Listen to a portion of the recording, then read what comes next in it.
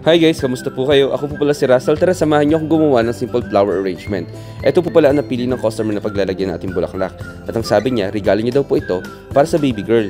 Kasi ang customer po talaga dito, bago ko gawan or bago ko mag-suggest, tinatanong ko muna kung para saan po ang regalo para mas may idea po ako at mabilis ko bigyan ng advice kung ano pwede mas maganda ibigay ng customer sa pagbibigay niya. At ang napili ng customer, sabi niya sa akin, is ilang pirasong bulaklak lang. So sa ilang pirasong bulaklak lang, like 5 pieces, ang naisip ko na lang ilagay po dito ang Machola peach. Gumamit lang po ako ng 3 stick po ng Machola. Kung mapapansin nyo, yung dahon po ay tinatanggal ko po sa taas para mas ma-emphasize sa makita po yung stem po ng Machola.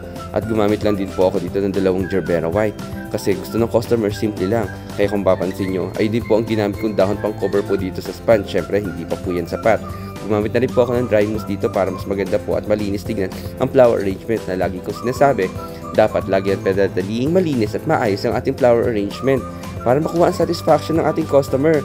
At syempre, gumamit na rin po pala ako dito ng butterfly para dagdag dekorasyon sa ating flower arrangement. Kung mapapansin ko nga lang din po, mostly nakikita ko sa Instagram, ay ganito lang po ang halos ang flower arrangement. At sa mga iba kong kaplorista din, nakapapansin ko na maliitan lang pong bulaklak na ginagamit din po nila this week. Kaya sabi ko, ito po yata ang trend, pero hindi ko rin po alam. Feeling florista lang po kasi talaga ang person. At ayan po, ilalagyan po pala niya ng pera. Binigyan ko na rin ng customer dyan ng stick dahil ang mama niya daw po magsusulat para daw po sa pagbibigyan nila.